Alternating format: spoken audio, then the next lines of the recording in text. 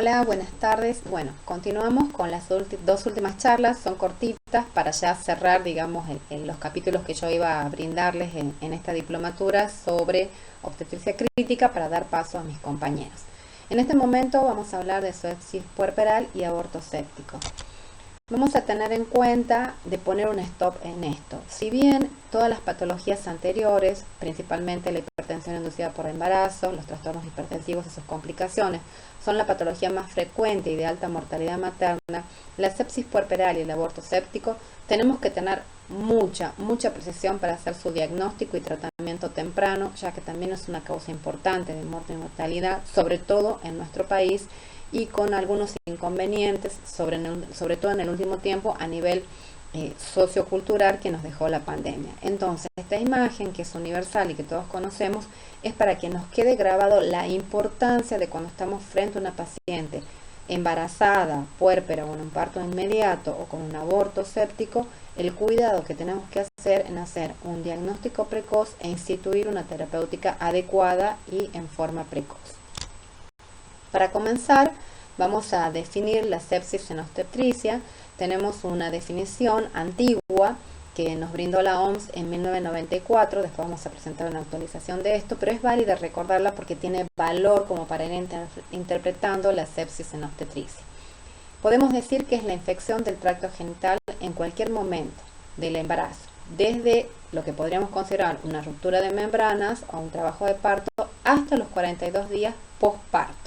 Y esta se caracteriza por la presencia de fiebre y uno o más de los siguientes datos: dolor pelviano, flujo vaginal anormal, flujo vaginal fétido, retraso en la involución uterina.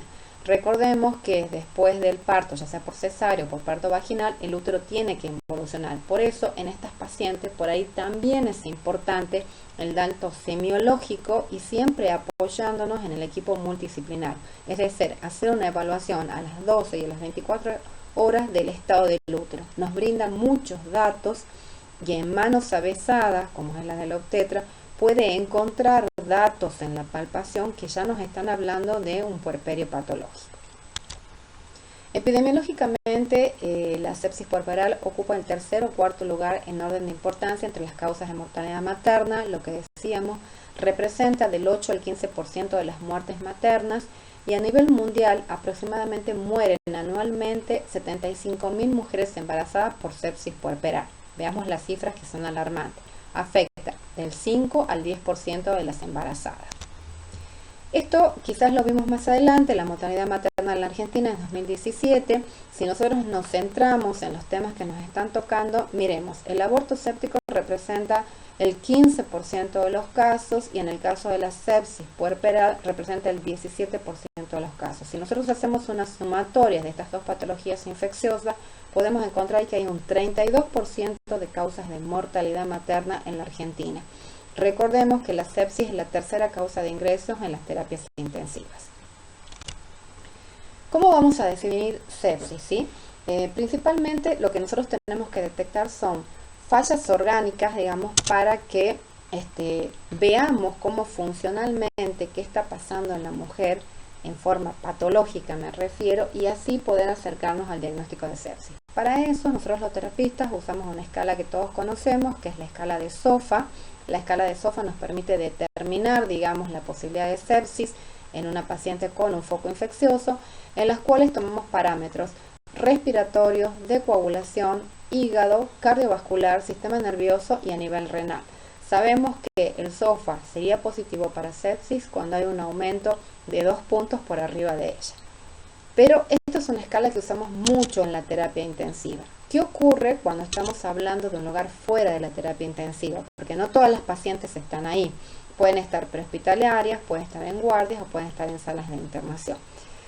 En este caso, para usar una escala más sencilla, se ha usado el QI-SOFA o KIC-SOFA, el cual toma 3 parámetros.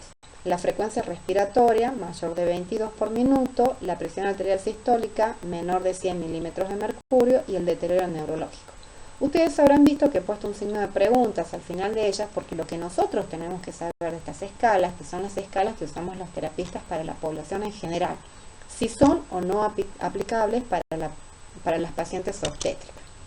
Cuando decimos que el QI-SOFA es positivo, cuando presenta más de 2 de estos signos de alarma, para ya tener presente y empezar a buscar alguna falla orgánica dentro del SOFA, buscar infecciones si no tenemos el diagnóstico de infección y volver a revisar o iniciar una terapéutica precoz.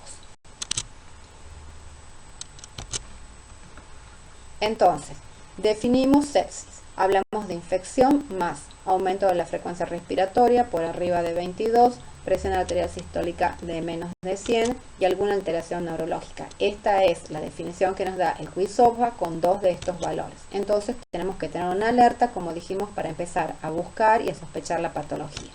¿Qué ocurre cuando ya tenemos una infección determinada? Tenemos fallas orgánicas, tenemos un aumento del SOFA en más de 2 de los valores que evaluamos, entonces estamos diciendo que hablamos de una sepsis. Por lo tanto, estamos hablando de una mortalidad por arriba del 10%. Sumemos algunas cosas más. Cuando tenemos hipotensión arterial más lactato de más de 2 miliosmoles por litro, estamos hablando de un shock séptico y una mortalidad por arriba del 40%. Bueno, luego de dicho esto, podemos definir la sepsis en obstetricia. Tengamos en cuenta que cuando hablamos de una infección sospechada o confirmada, ya sea durante el embarazo, durante el parto, el posaborto o el postparto, estamos hablando de una disfunción orgánica sumado a esta infección, ya estamos hablando de sepsis materna. Esta es la nueva concepción de la definición sobre aquella que vimos realizada por la OMS en 1994. Esta es una nueva definición que nos da la OMS a partir del 2017. Entonces, evaluemos esta definición de sepsis en obstetricia.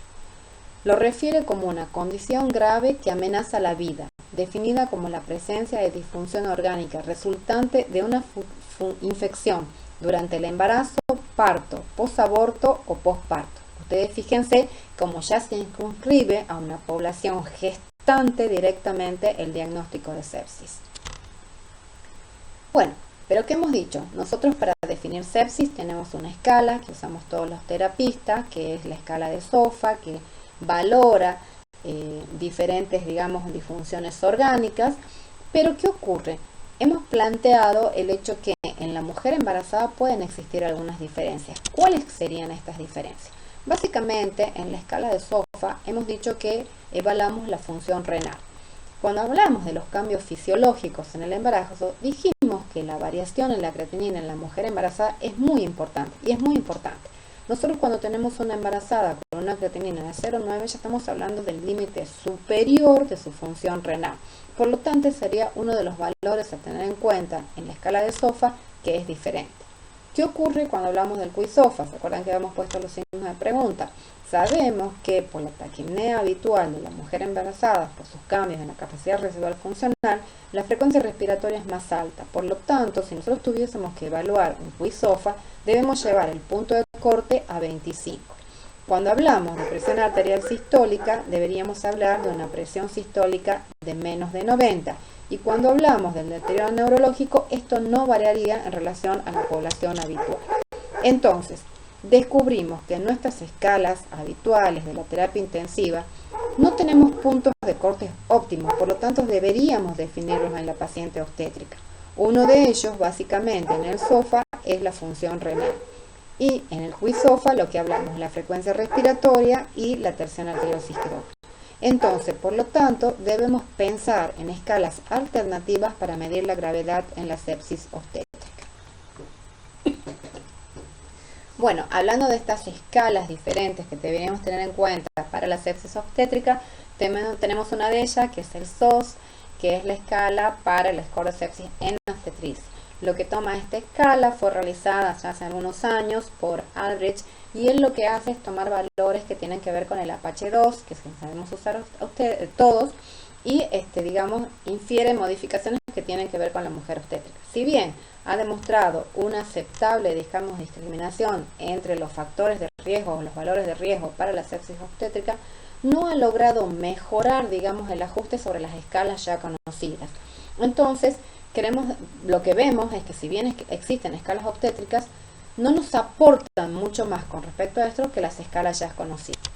Entonces podemos concluir que para definir sepsis en obstetricia, si bien se han hecho otros scores como es el SOS, no han mostrado un mejor desempeño de escalas modificadas para la población obstétrica, ya sea el Apache o el SAF-2. Es decir, y han obtenido similares resultados comparativamente con el SOF, el Apache, el SAF, el SOFA. Entonces, lo que quizás no es cambiar una escala completa, sino lo que deberíamos hacer es establecer modificaciones en los puntos de corte sobre escalas ya conocidas por nosotros los terapistas, como ocurre, por ejemplo, en el SOFA con el punto de corte del valor de la creatinina.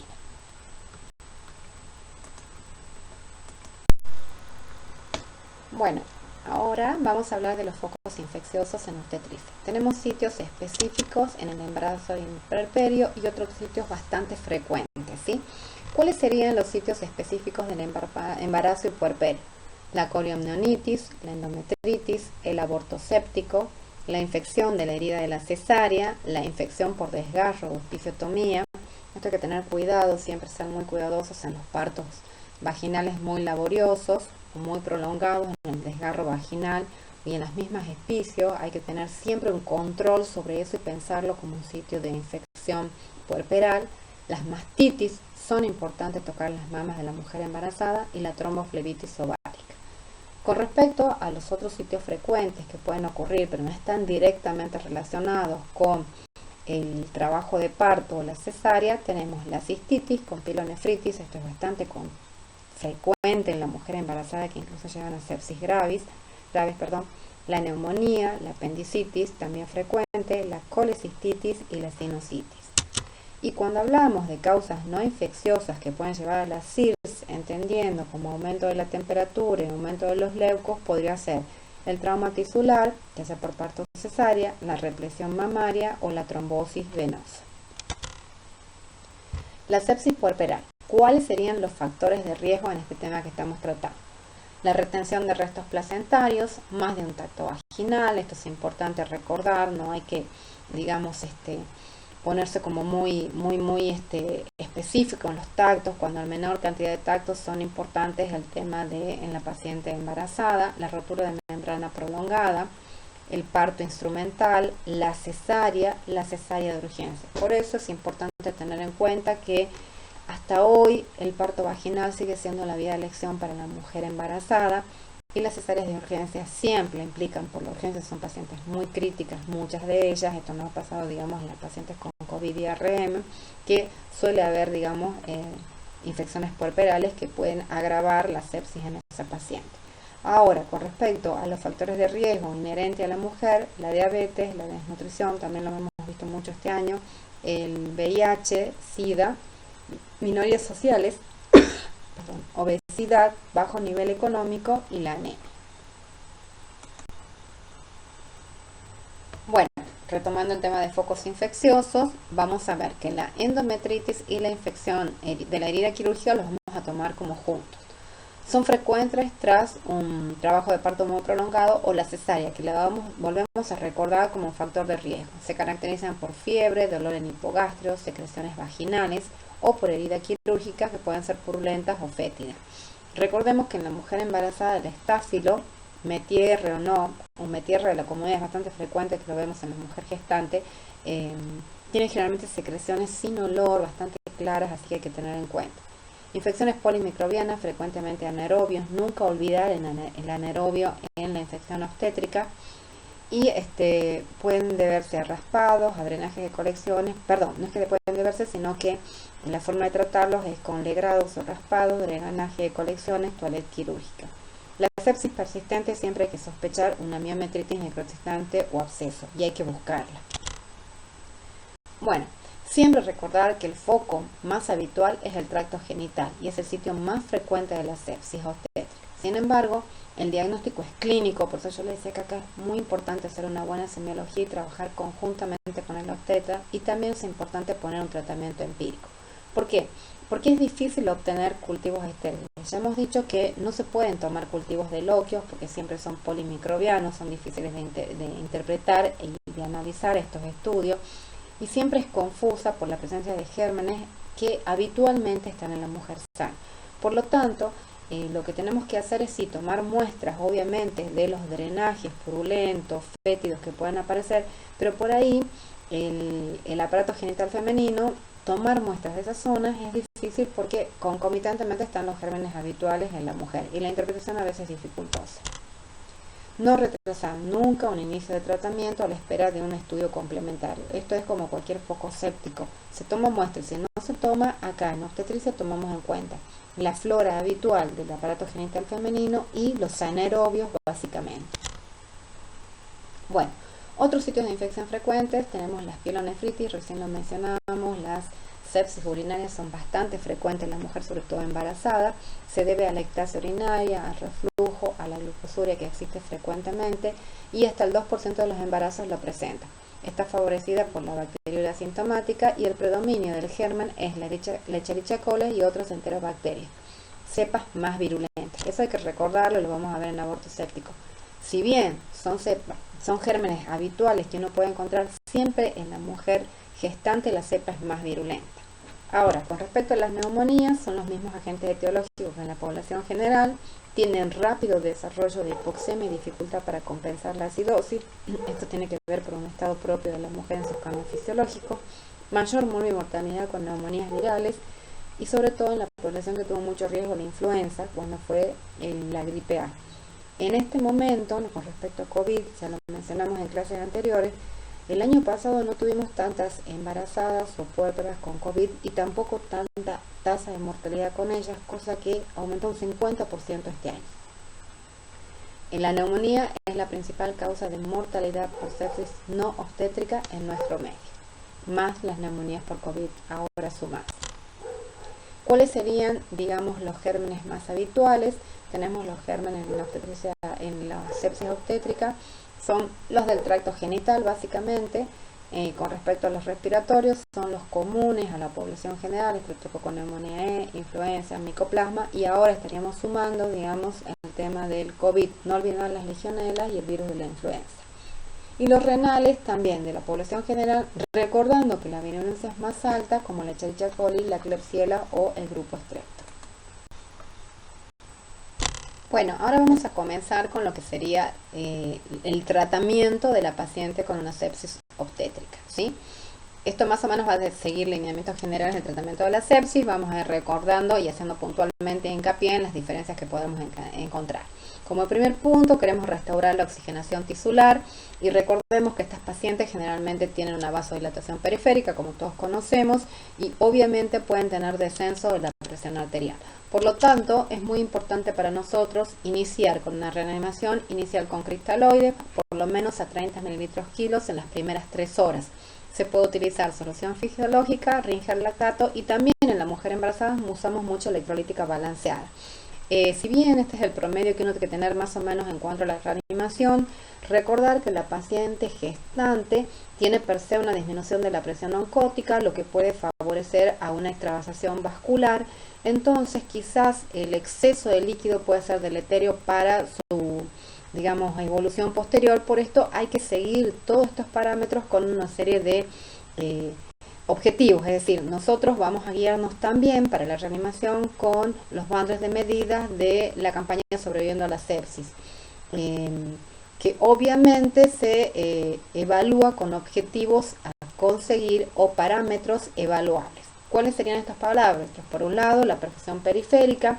Cada vez hay más evidencia que la perfusión capilar periférica, tenemos el estudio Android donde se estudió, es muy útil para evaluar la reanimación y bueno, de esto tenemos que guiarnos. También tenemos que ver el estado neurológico, la frecuencia cardíaca, si mejora, la frecuencia respiratoria, la diuresis, muy importante, 0,5 mililitros kilo hora.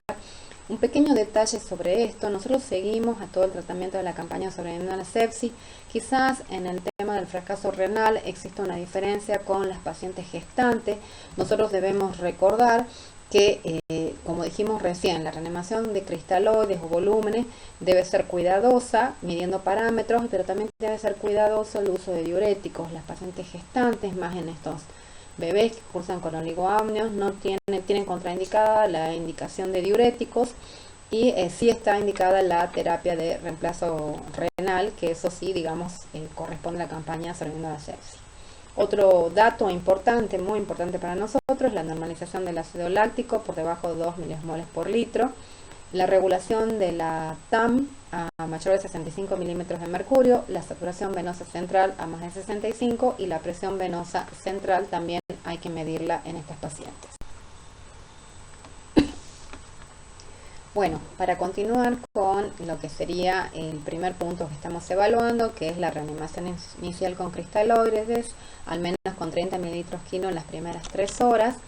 Una salvedad que tenemos que hacer en el caso de la mujer embarazada, lo que ya dijimos, hacerlo con cautela por el tema de la paciente que tiene una disminución de la presión oncótica. Otra cosa que hay que tener en cuenta es la edad gestacional, porque sabemos que cuando está por arriba el bebé de 20, 22 semanas, en realidad más de 24, cuando la altura uterina está a nivel del ombligo, hay que hacer la descompresión aorto-cava por el útero gestante. Por eso se recomienda el decúbito lateral izquierdo, si se puede, o bien una maniobra que favorezca la descompresión cuando estamos haciendo la reanimación.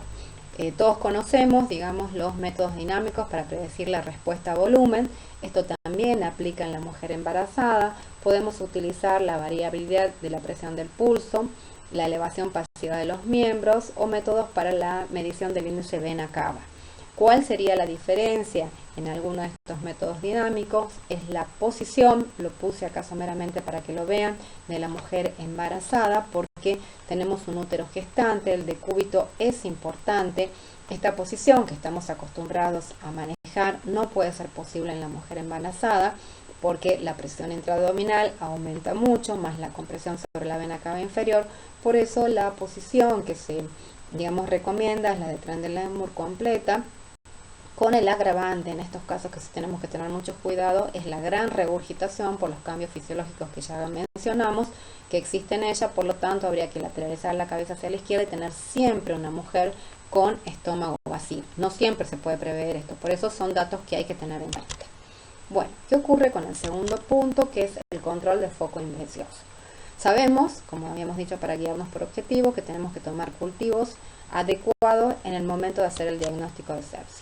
Básicamente, hemocultivos por 2 según corresponde al foco sospechoso, orina, legrados o raspados, materiales de punción, nunca loquios por la flora que ya mencionamos. Idealmente antes de iniciar la primera dosis de antibiótico, pero nunca retrasar la administración de los mismos por no poder obtener muestras para cultivos. Continuando, el tercer punto es iniciar antibiótico intravenoso dentro de las primeras horas de hecho el diagnóstico de sepsis. Cada hora de retraso en la administración de un antibiótico aumenta un 7% la mortalidad. Iniciar esquemas de amplio espectro para cubrir focos sospechosos según las guías y epidemiología de cada lugar. El cuarto punto que vamos a tocar son los estudios por imágenes. Hay que hacer una identificación inmediata de cualquier foco infeccioso que pueda ser removido. La ventaja que tiene la mujer puérpera o la mujer gestante es que se pueden hacer ecografías. Si bien si el embarazo es muy grande, la ecografía tiene sus limitaciones, pero en el puerperio es bastante útil. Otros focos también hay que ver, focos respiratorios. Estas son imágenes de nuestro hospital. Ecografía, miren la pielonefritis que tiene esta paciente. Esto es una sepsis, digamos, de vía urinaria. Miren cómo está la desestructuración del riñón.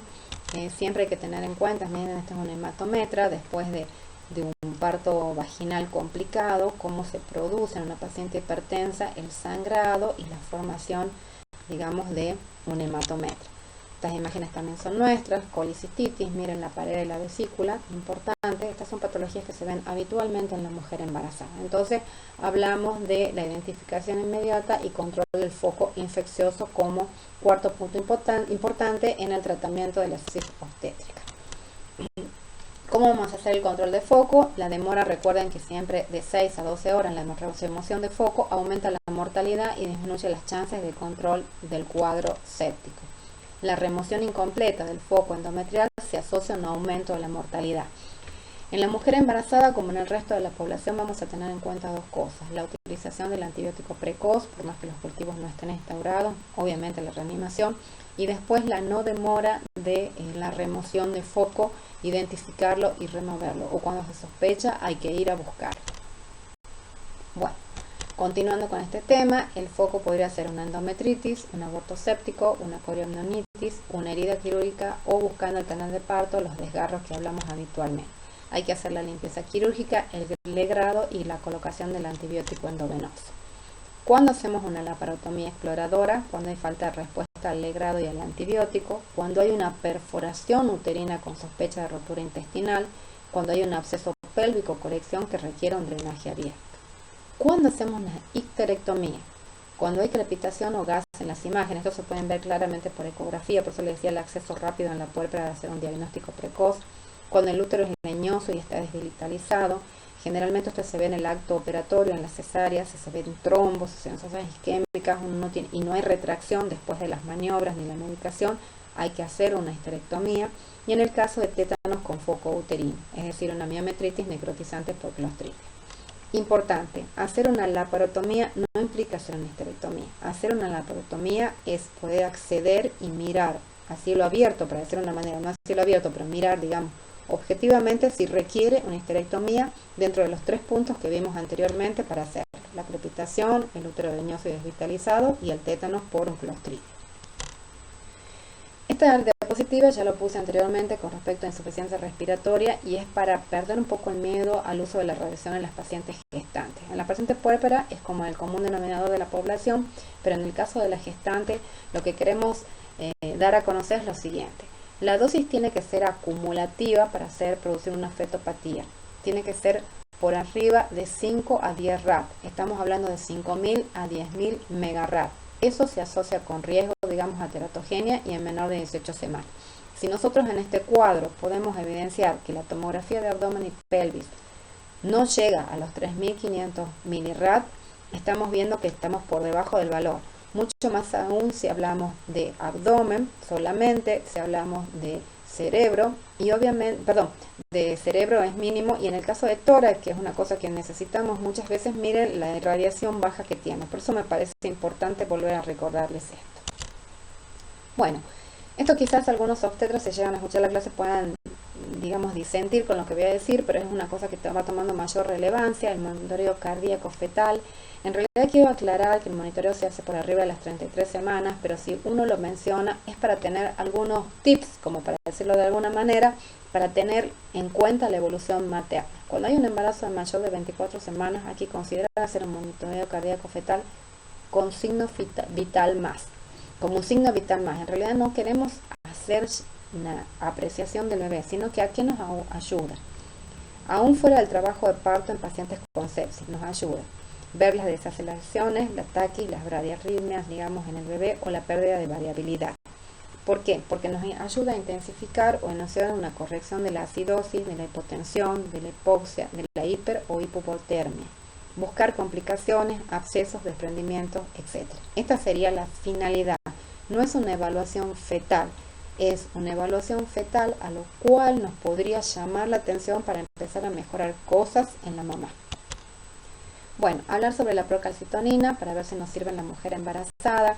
Ya sabemos, bueno, desde anterioridad que la eritrosedimentación, y lo hablamos en los cambios fisiológicos, se encuentra aumentada, entonces no es un valor tan rentable para nosotros, y entonces tenemos que ver qué pasa con la procalcitonina. La procalcitonina es una prohormona que aumenta como respuesta a infecciones bacterianas severas. Los valores están en disminución, pueden apoyar la suspensión del antibiótico o, digamos, en un contexto clínico ya conocido. ¿Qué ocurre con respecto a la mujer gestante? Tiene un ligero aumento del embarazo y tiene un pico que es casi al doble al tercer día del posparto. Por eso hay que tenerlo en cuenta, que en el puerperio no siempre tiene tanta rentabilidad. Nosotros si observamos, fíjense en este estudio, como al tercer día tiene casi un valor de 2 la procalcitonina, con lo que en realidad estaríamos sobre el valor patológico para determinar la sepsis, el punto de corte para determinar sepsis. Entonces, ¿qué es lo que tenemos que hacer? Si nosotros queremos hacer un diagnóstico de puerperio patológico con una procalcitonina, es difícil, a menos que la hayamos tenido dosada anteriormente y uno pueda hacer, digamos, una curva para medir al tercer día.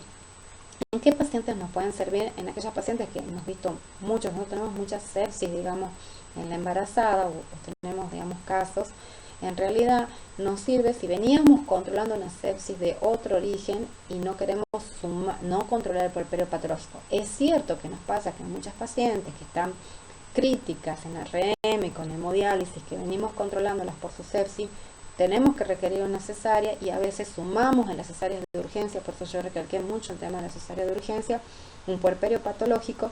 Entonces, bueno, aquí hay que como agudizar, digamos, la mirada, pero sí tener en cuenta que la procalcitonina aumenta después del tercer día, casi a valores patológicos, el tema de después del tercer día de la cesárea o del parto vaginal. Bueno, llegamos al tratamiento.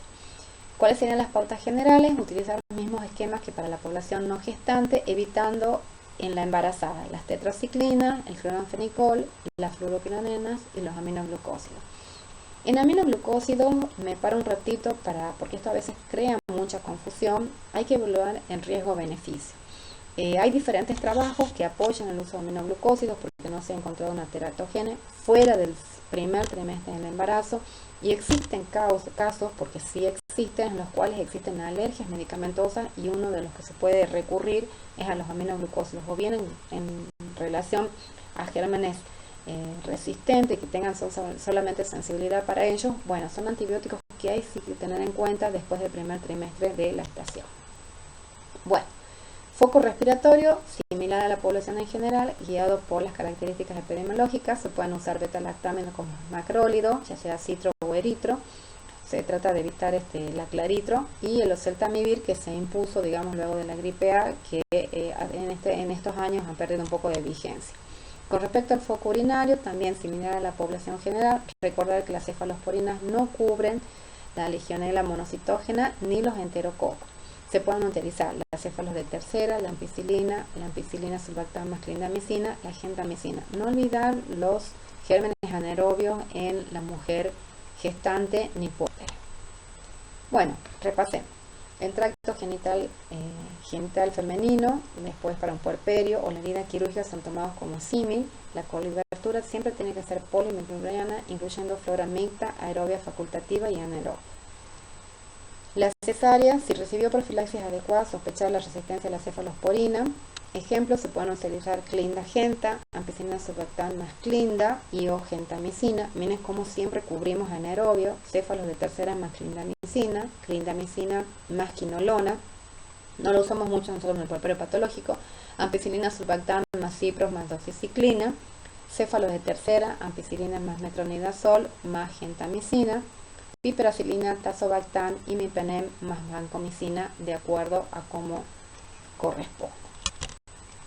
Aspectos generales: utilizar anestesia general para la operación de cesárea en el contexto de una sepsis, muy importante. Paciente hipotensa con inotrópicos, con reanimación con volumen, que va a una cesárea de urgencia, no utilizar sino anestesia general, porque produce anestesia raquídea mucha hipotensión y muchas complicaciones en la paciente embarazada.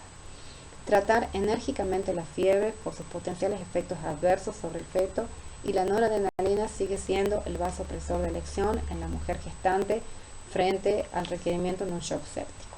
Muchas gracias. Bueno, para continuar y ya terminar, digamos, con este ciclo de charlas, vamos a tratar el último tema, que es aborto séptico. La definición de aborto séptico, según SOGIVA, que es la Sociedad de Ginecología Obstetricia, lo define como la interrupción del embarazo antes que el feto esté capacitado para la vida extrauterina en forma independiente. Podemos hablar de abortos espontáneos cuando se producen por causas naturales. La consecuencia médica es de poca gravedad y representan el presentarse en un 10% de los embarazos. El aborto provocado es definido por la OMS como el resultado de maniobras practicadas deliberadamente con ánimo de interrumpir el embarazo. Estas maniobras pueden ser realizadas por la propia embarazada o por otra persona, con una consecuente alta muerte materna, infecciones, hemorragias, lesiones viscerales y abdominales, pelvis, shock séptico, etc. Es un grave flagelo el aborto séptico a partir de maniobras, digamos, ilícitas. En la Argentina, en el año 2020, se puso en marcha la ley 27.610, que establece que el aborto inducido es legal y gratuito, y en los casos ya habilitados en 1921, tanto aborto terapéutico en otros casos, y en todos los demás casos cuando la gestación no supere las 14 semanas. Tiene algunas modificaciones a esta ley. Lo que tenemos que saber que el aborto infectado es el aborto complicado con una infección. Pido disculpas, arriba tengo mal colocada la palabra embarazo, recién lo noté, bueno, se me escapó. Continuando con este tema, que es un tema bastante difícil porque la verdad que produce una alta mortalidad materna, el aborto provocado, cuando es realizado legalmente, tampoco causa muchas complicaciones. En los Estados Unidos fue el primero, digamos, en manifestar esto o demostrar con sus números. La muerte materna por aborto legal es de 1,4 por cada 100.000 abortos. En el aborto ilegal, la mortalidad materna es de 500 pacientes por cada 100.000 abortos. Miren la diferencia. En la Argentina hay 500 abortos por cada 1.000 nacidos vivos. Esto es antes de la promulgación de la ley, son cifras como viejas, pero alarmantes. Hay que recordar que en otros países con leyes parecidas al nuestro, pero con buenos programas de planificación familiar, las tasas de mortalidad materna son marcadamente inferiores. Ejemplos de estos son Costa Rica, Chile, Cuba. Les voy a mostrar, digamos, sin la intencionalidad de generar ningún tipo de inclinación por uno u otro tema, los números que se ven en otros países con respecto a las legalizaciones de los abortos. Como ya lo habíamos dicho, Estados Unidos en el año 70 tuvo una mortalidad materna relacionada al aborto de 4 muertes cada 100.000 nacidos vivos. En el 73 ellos legalizan el aborto y en el 76 tienen una mortalidad de 0,8 muertes frente a 100.000 nacidos vivos. Son cifras que muestran disminución de la muerte materna. En Rumania, como ven, ocurrió lo mismo. En el 60 ellos tienen un pico, digamos, de mortalidad materna, tienen la legalización del aborto con caída, digamos, en la cantidad de mujeres muertas a partir de abortos no legalizados. Uruguay también legalizó su aborto. Este es un estudio en el cual el aborto era ilegal, tienen una iniciativa sanitaria contra el aborto inseguro, que es como lo llaman ellos, enrolan 675 pacientes, y no tienen muertes ni complicaciones severas por el aborto inseguro durante el primer estudio. Creo que las leyes que se implementan para, digamos, legalizar el aborto tienen como finalidad única el tema de evitar la muerte materna.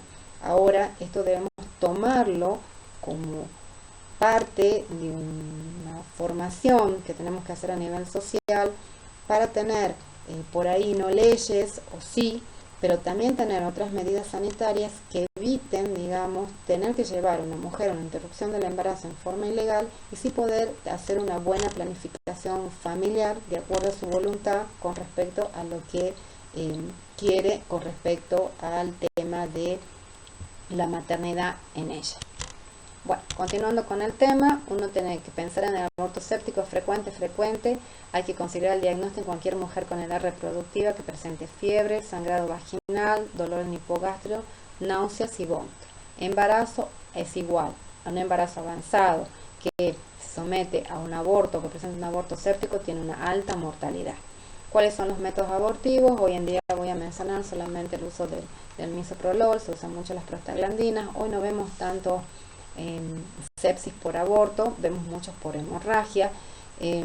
No vemos o no veíamos, porque la verdad que hemos tenido una seguidilla en estos últimos tiempos de abortos sépticos que han puesto en peligro la vida de muchas mamás. Y digo de mamás y no mujeres porque se tratan de grandes multíparas con grandes cantidades de hijos y eso complica mucho más la situación a nivel social.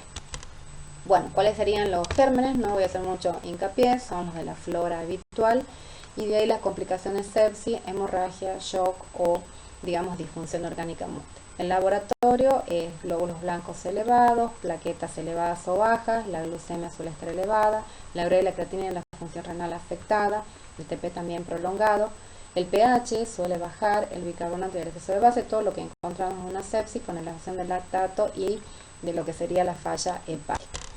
El laboratorio que vamos a pedir es completo, viendo los valores que recién vimos, un laboratorio de HIV, los cultivos siempre antes de iniciar el tratamiento antibiótico, pero no demorarlo, se hacen unos cultivos por 2, urocultivos y cultivos específicos de secreciones, herida quirúrgica, etc. Hemos dicho que el de secreciones vaginales no tiene la rentabilidad, pero hay que tomarlo como la flora microbiana de la mujer. También habíamos mencionado anteriormente que las cepas de Escherichia coli siempre son mucho más virulentas en la mujer embarazada y en la mujer puérpera de lo que es en el resto de la población y hay que tenerlo en cuenta como tal. El manejo inicial, tal como lo dijimos con la campaña Sobreviviendo a la sepsis, el aporte de oxígeno, las vías periféricas inicial, la sonda vesical con el control de diuresis, el volumen a aportar, drenar el foco antes de las 12 horas y colocar antibióticos endovenosos. Los fluidos volvemos a repetir, cristaloides 30 mililitros kilo, no usar coloides. El tratamiento temprano antes de las 6 horas disminuye la mortalidad. Queremos lograr una TAM más de 65 y una diuresis de 0,5 miligramos kilo hora. Tenemos optimizar TAM a 65, frecuencia cardíaca en descenso, diuresis de 0,5 mililitros kilo hora, exceso de base que mejore la acidosis, el uso de mantenimiento para no lograr un trastorno de coagulación y siempre regular el lactato. El tratamiento temprano del antibiótico disminuye la mortalidad. Hay que iniciar la resucitación en el sitio de admisión, no solo en la terapia intensiva. La resucitación de menos de 6 horas, los reconocimientos de la sepsis severa disminuye su mortalidad. Son todos temas que ya vimos con anterioridad, los paso muy rápido. Tener en cuenta para la transfusión, con respecto a la transfusión de glóbulos rojos, solamente si hay sangrados, hemoglobinas por debajo de 7, la transfusión de plasma fresco congelado, si hay sangrados, digamos, con TP modificado, requerimiento de un procedimiento invasivo, no usar para corregir el TP sin sangrado, no usar como expansor. En la mujer embarazada, como en el resto de la población, existen las reacciones transfusionales y hay que tener cuidado con esto. La mujer gestante presta mucho al temor y a ser politransfundida. Recordemos que hay parámetros para decidir la transfusión porque no son inocuos. Hablamos de plaquetas de menos de 5.000, cuando para las transfusiones plaquetarias, cuando es de alto riesgo, el valor entre 5.000 y 30.000, y cuando hay que hacer un procedimiento quirúrgico por debajo de 50.000. Usar antibióticos en la primera hora de reconocimiento de la sepsis, y ya mencionamos en las diapositivas anteriores, los antibióticos se pueden utilizar. El aborto séptico, hay que hacer también un control de foco con el legrado intrauterino de un 60 a un 80% se hace, y una laparotomía con menor incidencia de un 3 a un 16% cuando falla la respuesta al legrado y el tratamiento médico endovenoso adecuado, cuando hay una perforación uterina con sospecha de injuria intestinal, cuando hay absceso ovárico o pelviano o cuando hay una miomatritis por clostridio. Volvemos a recordar esto, cuando la laparotomía, histerectomía que representan del 5 al 15%, cuando el útero tiene apariencia leñosa o decolorado, cuando hay una miometritis necrotizante por clostridium, cuando hay crepitaciones en el tejido pélvico o cuando hay presencia de aire en la cavidad uterina que se ve claramente en la ecofilia. ¿Qué sería lo más conveniente para, digamos, una población? Hacer una prevención primaria, evitar el embarazo no deseado con educación sexual, básicamente con acceso a la anticoncepción y técnicas de anticoncepción modernas ahora sobre niñas, sobre todo en niñas, digo niñas porque es una realidad, las niñas de 14 años embarazadas, actualmente se les puede ofrecer dispositivos especiales. La prevención secundaria, anticoncepción de emergencia, aborto legal, seguro y accesible, antibiótico profiláctico en aborto quirúrgico, evacuación temprana de retención de productos de la concepción. Prevención terciaria, el acceso universal a servicios de salud para tratamiento de complicaciones relacionadas con el aborto séptico y reparación del daño uterino temprano para preservar la fertilidad. Este es un tema difícil para mí porque estando en una terapia obstétrica recibimos pacientes muy dañadas a partir de aborto séptico. Nosotros no debemos olvidar que la maternidad es un tema social, que las mamás que nosotros recibimos tienen muchos niños que esperan en su casa y que siempre obviamente tenemos que ver por la vida de ellas y de sus bebés. Pero bueno, también hay que ver de que deben regresar a sus casas porque tienen niños que las esperan. No queremos que esta imagen de la maternidad termine con esta imagen que es la que vivimos en las terapias intensivas. Y bueno, tratar con estos aportes que nosotros dimos de que de alguna manera de nuestra terapia obstétrica, que bueno, este año no ha sido tan solo obstétrica sino polivalente, pero bueno, de lo que nosotros podamos aportarles y en estas clases que les estamos brindando, de alguna manera puedan tener una visión clara del tratamiento de cada una de las patologías y también recordar que la mortalidad materna es algo que nos corta tangencialmente porque no tenemos que olvidar que una mamá debe volver a su hogar con el resto de sus hijos. Bueno, dicho esto, agradezco mucho su atención, espero que les haya servido los aportes pequeños que le he podido dar y bueno, tratemos que cada una de las mujeres en su edad que ellas decidan, en el modo en que ellas decidan, puedan disfrutar de la maternidad. Muchas gracias.